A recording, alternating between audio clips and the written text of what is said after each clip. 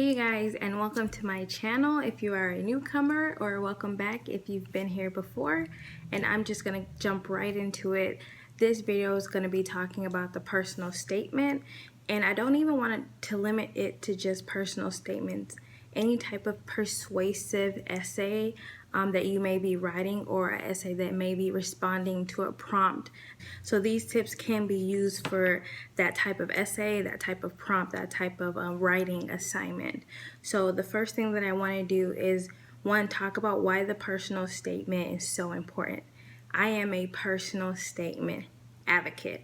I believe that that can be one of the strongest parts of your application. Your personal statement or your essay or your personal comments, as they may describe it, is the one part of your application that you have complete and utter control of. I mean, you are applying with letters of recommendation, your GPA, some type of standardized test scores. You're also applying with extracurricular activities, but all of that can be confounded, or all of that can be changed based on what is going on in your life, certain situations, certain circumstances. For example, let's talk about a GPA. If you're applying to medical school and you go to a really, really tough school, you go to a very competitive school, a B in organic chemistry may be an achievement, whereas at another school, a B in organic chemistry is subpar. And so you can't necessarily control all of these factors that go into your application, but you can control the personal statement, because you are only telling the readers what you want them to hear. You get to pick and choose what you decide to tell them, and then you get to pick and choose what you decide not to tell them. You have complete sovereignty over this piece of work that you're putting in your application. And I always say, if you're an applicant that's kind of on the fence, a good personal statement can push you into that interview pile. So I'm going to emphasize, never, never, never, never underestimate a personal statement. That being said, because you want it to be of quality, because you don't want it to be rushed through, a personal statement is not something that you're doing a week before it's due. You're not doing it 2 weeks before it's due.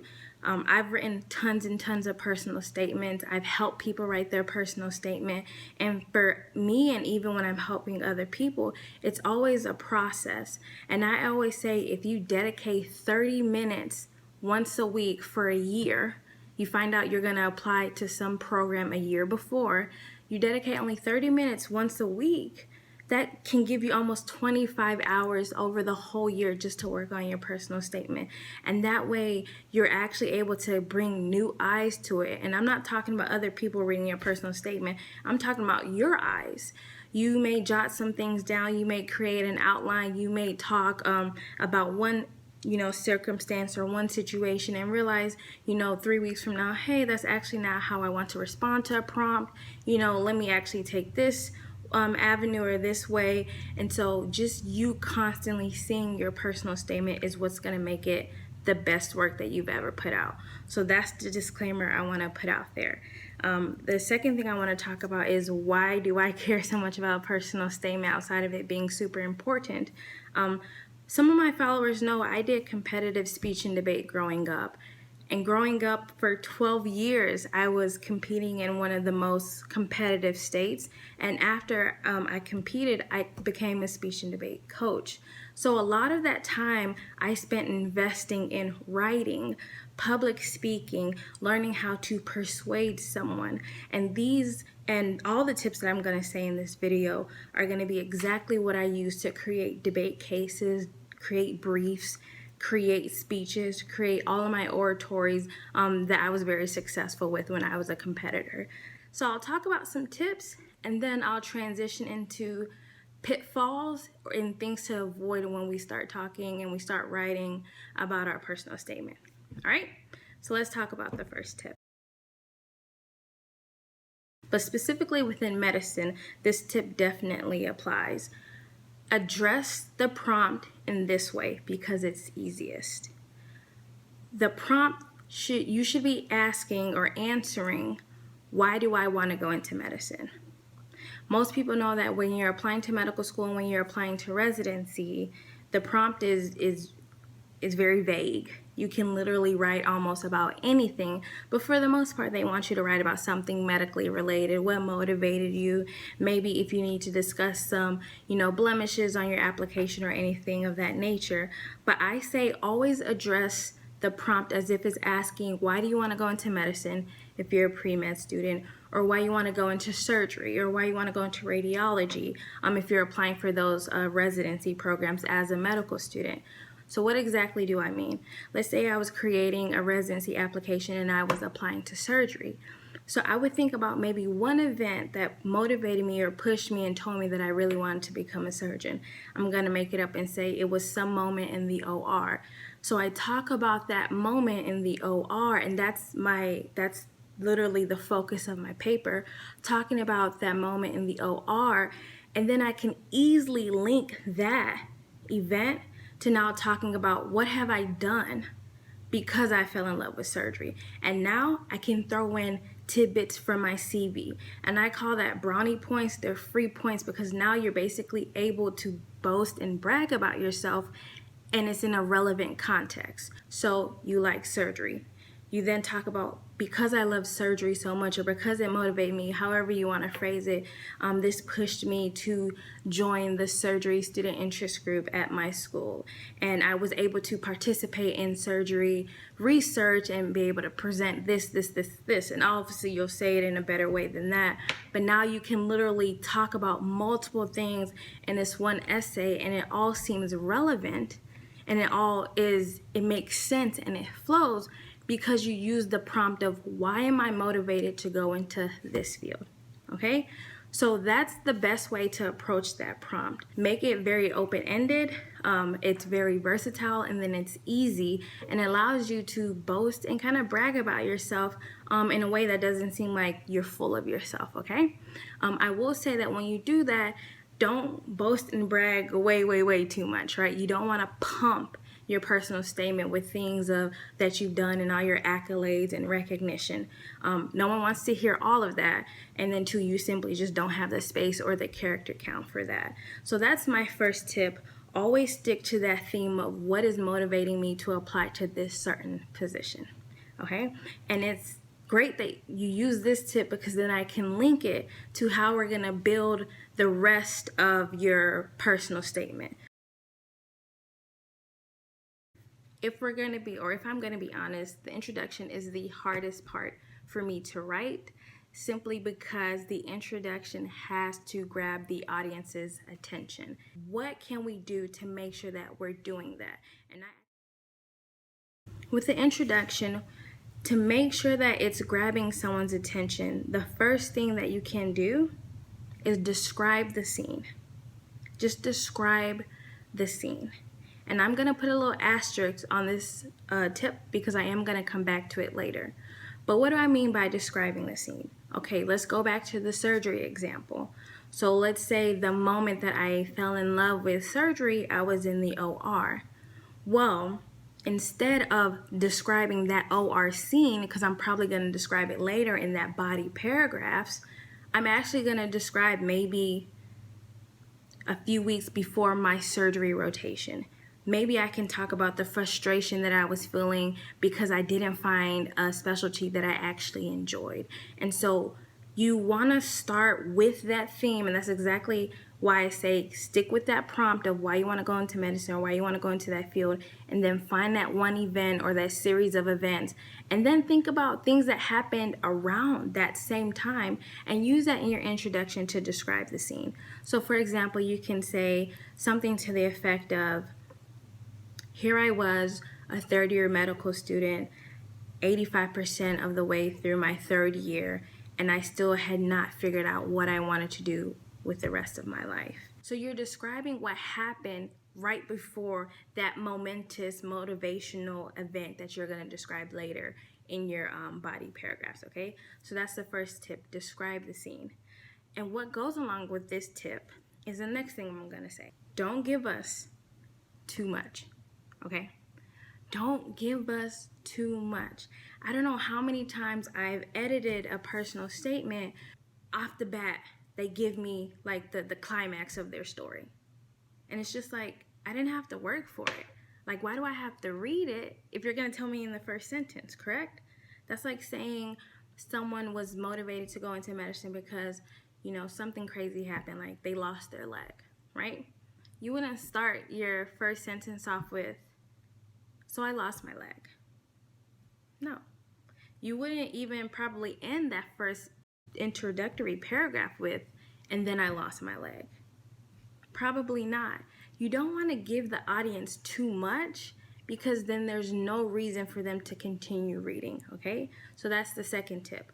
Don't give too much. Now, my next tip is something that I actually use a lot, and I used it in my personal statement applying for medical school, and it's quotes.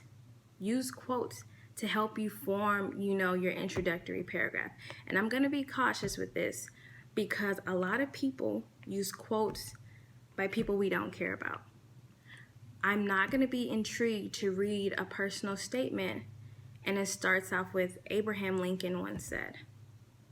Like, we're not here to read history papers. So don't quote any president.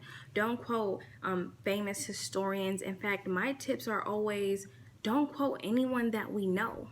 And on top of that, don't quote common quotes. And a 1,000-mile journey begins with one step. And that's when I knew I had to step into the shoes of, no. Don't use common quotes. Don't use quotes by people that we know. Don't use boring quotes. What I always did was, especially if you're an avid reader, if you're reading stuff and it's pieces of work or passages that really make you reflect on some things, jot it down, write it down, because sometimes that reflection, you can use it as a parallel between, your personal statement and then your own life.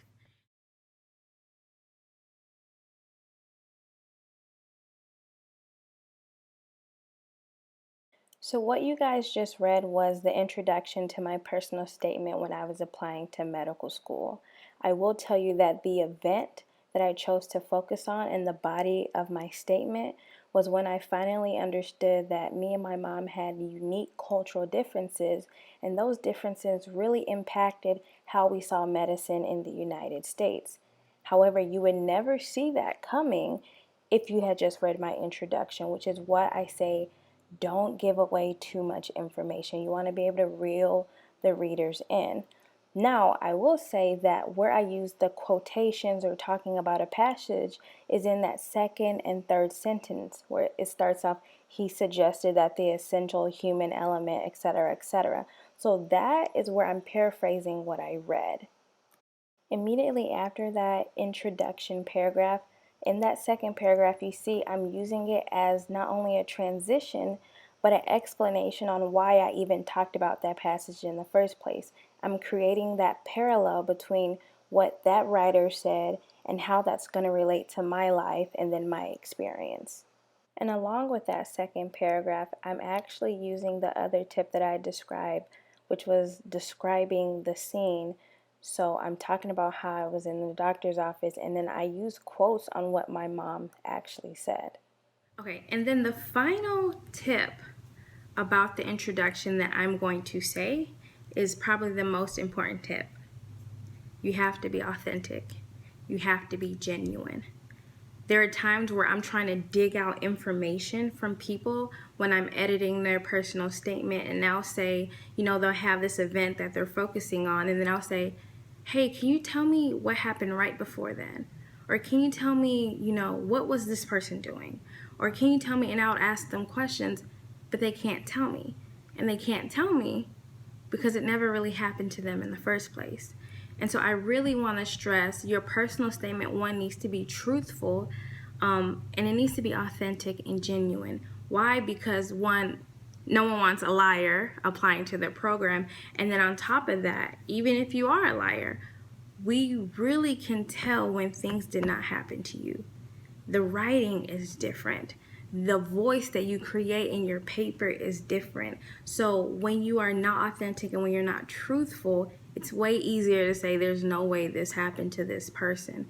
And then on top of that, A personal statement is something that a lot of people who interview students will focus on, and you don't want to be asked questions about this and it really not have happened to you. So that is the last tip. Make sure you're authentic and make sure that everything that you're talking about in your personal statement is true to you. Okay? Now I'm going to talk about the second tip. All right, so we've already talked about really the body paragraph and how we should approach the prompt for applying to medical school and then applying to residency. So you have this one event that motivated you to go into this field. Then we talked about the introduction. So now I'm going to talk about something that should be present throughout the whole body, and this will actually help build your introduction. So one thing that needs to be present is what we call theme. When I did debate, it wasn't really called theme, it was called a vehicle. You needed to have a vehicle that literally carries your message throughout the personal statement. So this is something that should be found in the introduction. It needs to be introduced in the introduction. So the theme of my paper, you can even say the thesis of my paper, is what I read in that passage. Basically, our imagination allows us to create new storylines. And if we're able to relive these storylines, we can become more human and thus we can relate to people. And that's found in that last sentence of the first paragraph. Maybe once or twice throughout the body paragraphs. So here I'm reminding the audience of my theme or my vehicle again. I'm talking about some other aspect that Brunowski, the author, had brought up in his paper as well.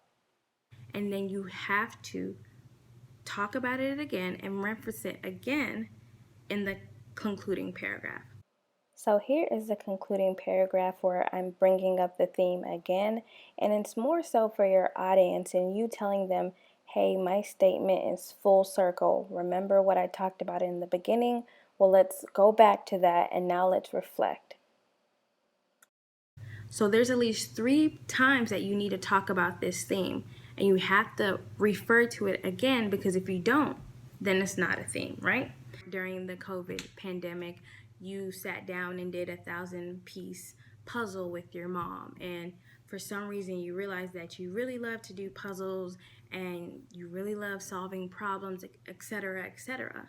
That means that in your body paragraphs, you should mention somewhere about puzzles, something about solving problems, something about, fixing things or trying to maneuver things in a way that it creates a bigger picture, right? So you have to reference that.